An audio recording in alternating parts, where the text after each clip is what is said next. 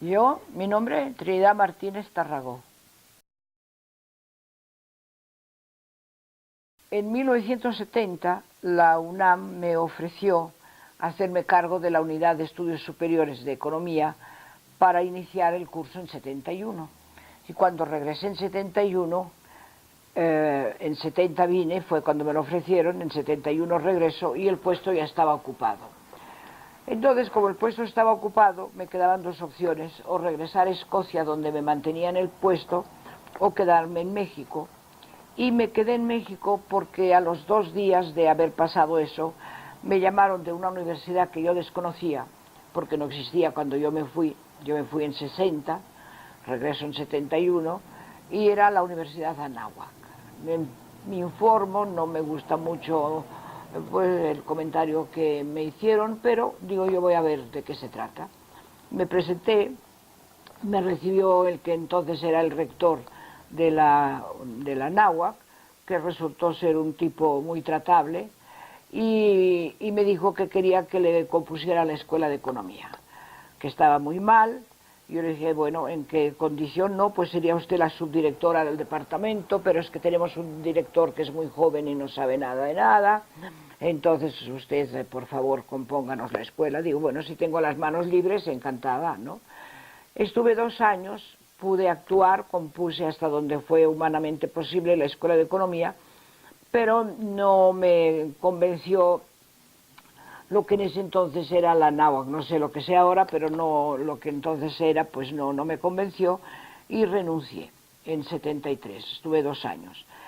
Y en 73, yendo de la náhuac, y eso lo he repetido 1000 veces, a mi casa, que en aquel entonces estaba en San Ángel, yendo por el periférico, concebí el CIDE. Dije, lo que hay que reforzar en México es precisamente los programas de posgrado. Todo el mundo tenía licenciaturas, pero casi no había posgrados.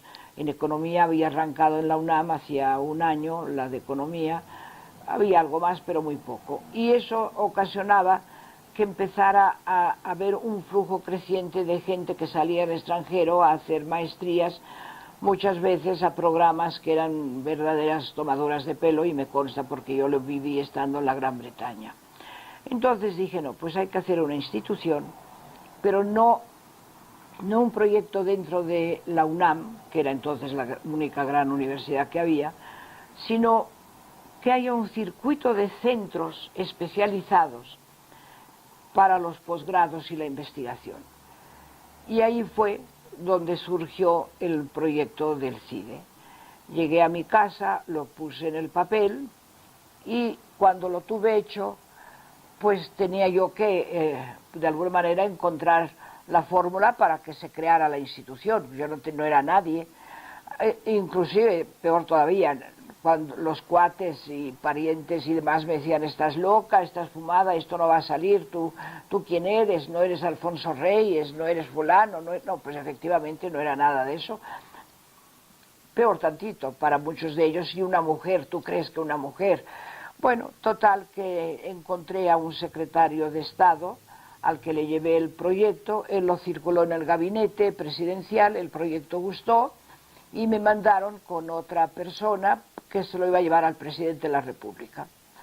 Y se lo llevó, abogó a favor del proyecto, y el proyecto se autorizó, se creó, de hecho, lo autorizó el presidente de la República el 5 de septiembre de 73. O sea, entre el día que yo presenté el documento al secretario de Estado al día en que el presidente autorizó el proyecto, había pasado 2 meses y medio. Y me habló esta persona, el que le llevó el proyecto, y me dijo, Trinidad, está aprobado, tienes la luz verde, arranca. El principio fue muy difícil, porque obviamente como institución recién creada no tenía capacidad de convocatoria para que nadie de buen nivel viniera a trabajar al CIDE, pero coincidió unos días después con la llegada del exilio sudamericano.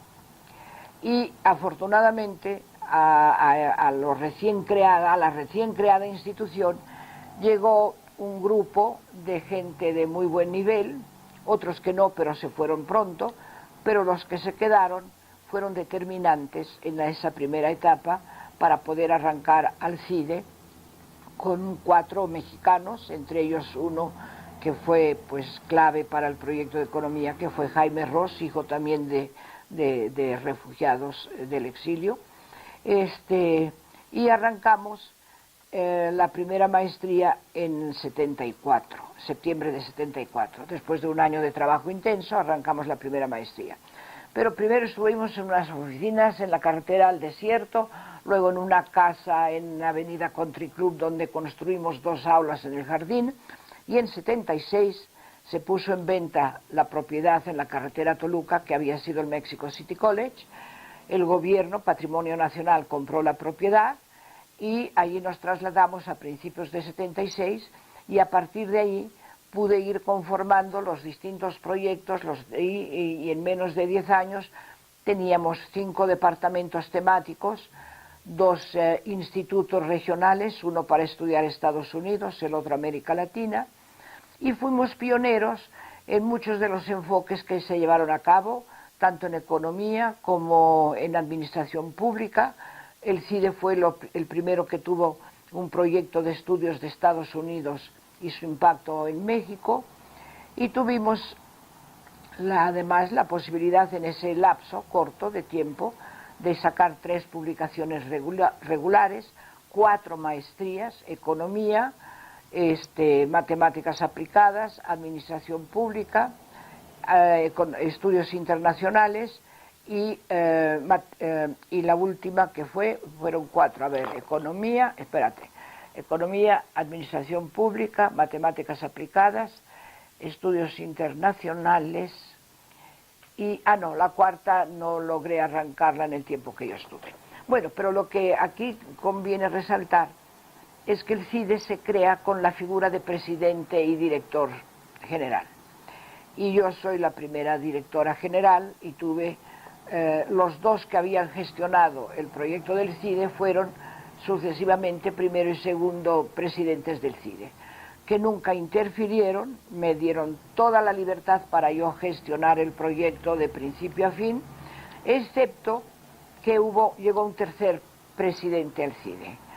Yo, durante los años que estuve al frente del CIDE, que fueron casi 10 años, lo que traté de preservar y fomentar fue la libertad académica, el espíritu crítico, la dedicación completa, nada de que voy a dar una clase y me voy, no, la dedicación completa, y una especie de mística que compartimos todos, con el convencimiento de que estábamos en un proyecto que valía la pena y que nos unió como grupo, y que hizo posible que en un lapso tan corto tuviéramos además 3 publicaciones regulares, cursos de extensión, proyectos de intercambio con las mejores universidades de Estados Unidos y de la Gran Bretaña concretamente, y algo de Francia.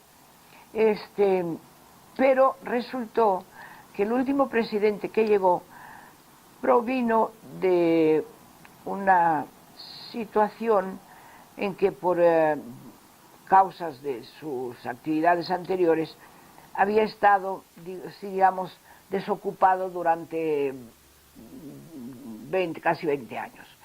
Y llegó al CIDE con la idea de que el CIDE se pusiera a sus órdenes. Él provenía del sector financiero, y pues yo creo que se imaginó que allí podía ser el director y todos ir a hacer el trabajo que él nos dijera, ¿no? Y yo, claro, durante todo el tiempo que él estuvo me opuse a que se interfiriera con la libertad académica, con el espíritu crítico, con lo que nos ocupaba a todos y los programas que teníamos de investigación y de docencia.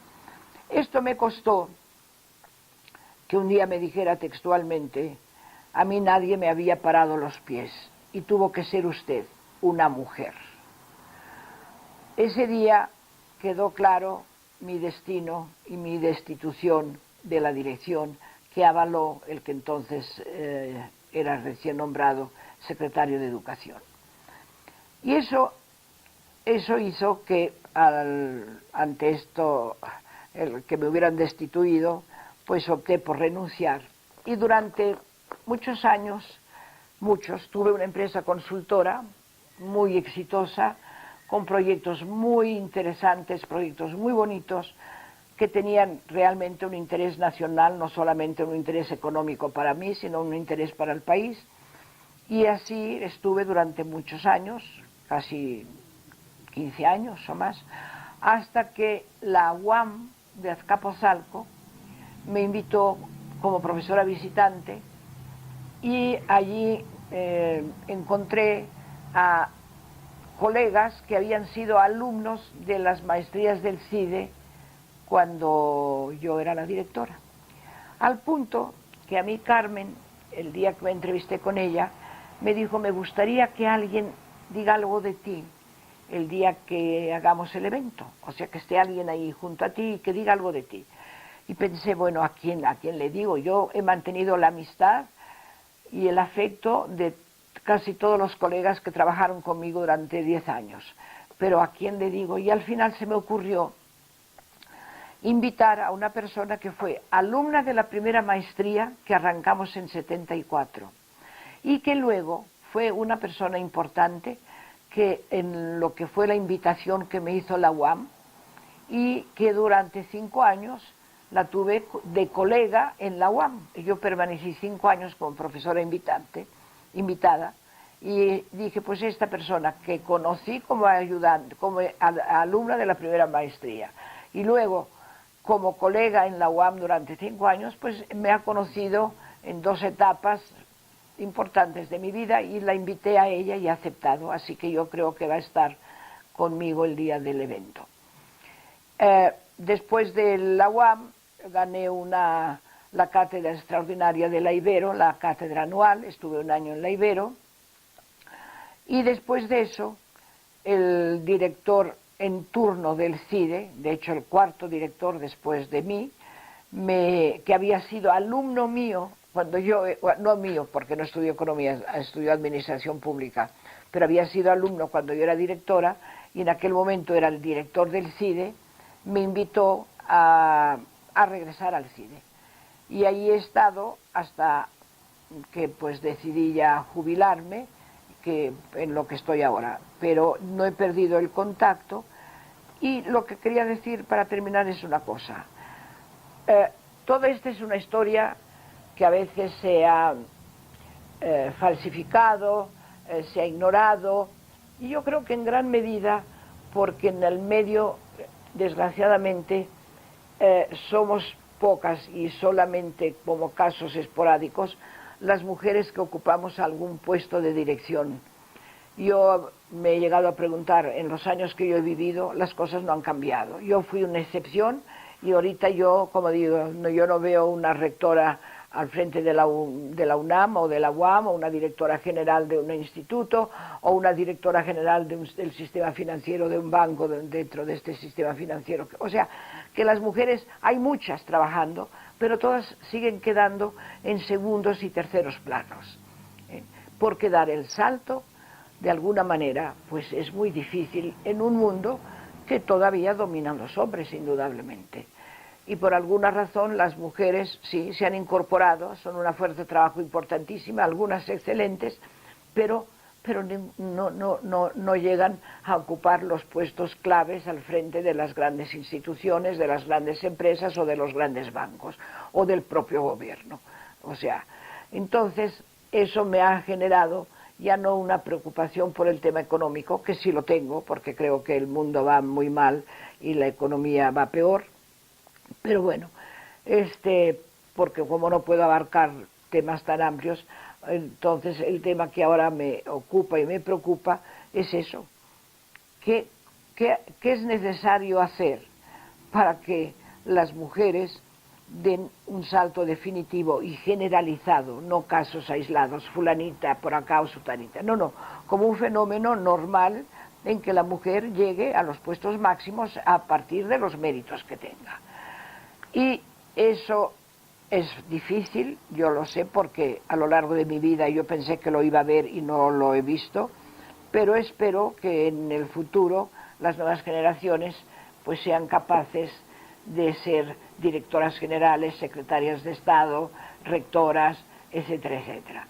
Porque si ese fenómeno no se da, pues las mujeres seguirán siendo pues participantes a segundo nivel y muchas veces inclusive con sueldos diferenciados.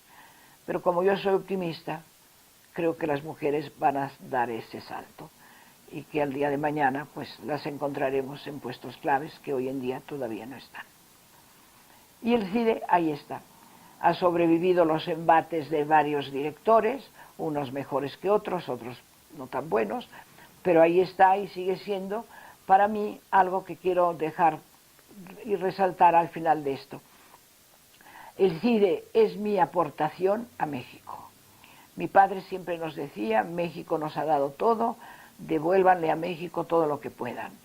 Pues yo, dentro de mis capacidades, le di a México una gran institución académica. Y eso es lo que me deja pues un tanto tranquila. Ojalá hubiera podido hacer más, pero creo que lo que hice valió la pena.